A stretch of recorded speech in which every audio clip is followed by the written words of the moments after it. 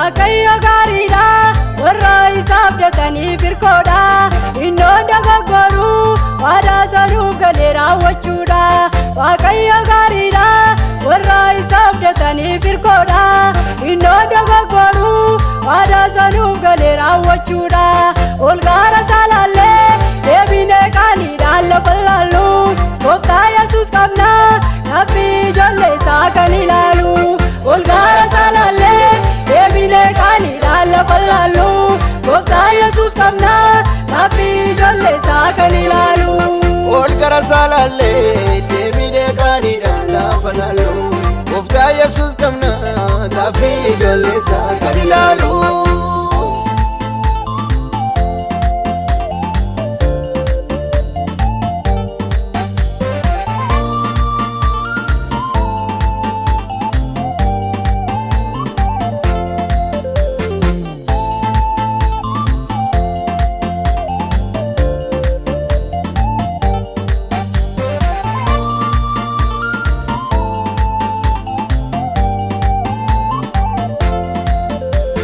Iddeen jireenyaati adiisarraa nyaannee beela baana.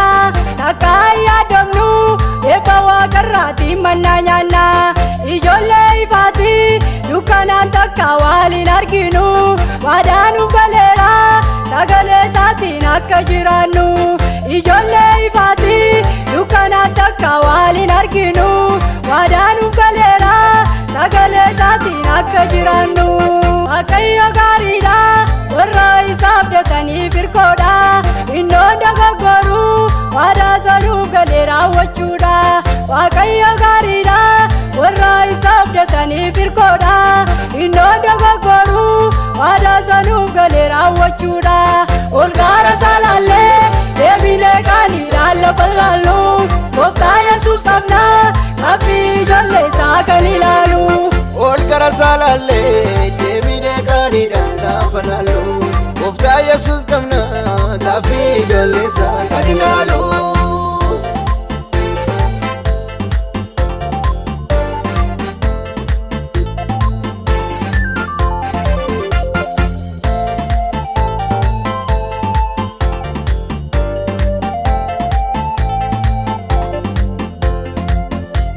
Daani'eel waamee maqaa guddaa jedhutti moggaase. Mootota ndarratti aboo isaaf kenneetu badhaase. Jaalala nuuf qabu hojii qabatamaan agarsiise. Gatiin nurra hin jiru dhiiga isaa lolaasee nurraa baase. Jaalala nuuf qabu hojii qabatamaan agarsiise. Gatiin nurra hin jiru dhiiga isaa lolaasee nurraa baase. Waaqayyo gaariidha warra isa abdataniif hirkoodha. Innoon dogoggoru waadaa sanuuf galee raawwachuudha. Waaqayyo gaariidha warra isa abdataniif hirkoodha. Innoon dogoggoru waadaa sanuuf galee raawwachuudha.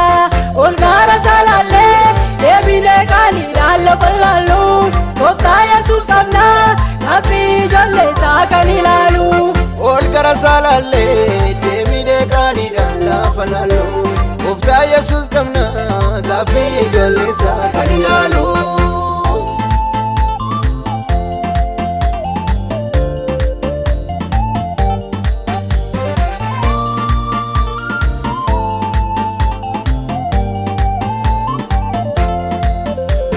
Ijoollee Waaqayyoo abidda keessattuun bashannanu. Ulfinaaf nu waamee takka badiisaa waliin arginu.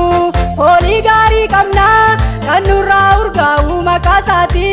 Hamaatti nuun kennu Yesuus nu qusataa dhala isaati. Foolii gaarii qabna kan nurraa urgaa'u maqaa isaati. Hamaatti nuun kennu Yesuus nu qusataa dhala isaati. Waaqayyo gaariidha warra isa abdataniif hirkoodha. Innoon dogoggoru waadaa sanuuf galee raawwachuudha. Waaqayyo gaariidha warra isa abdataniif hirkoodha. Innoon dogoggoru waadaa sanuuf galee raawwachuudha. Ol gaara salaallee deebinee qaaniidhaan lafa laallu. Gooftaa Yesuus qabna nabii ijoollee isaa kan ilaalu. Ol gaara salaallee deebinee qaaniidhaan lafa laallu. Gooftaa Yesuus qabna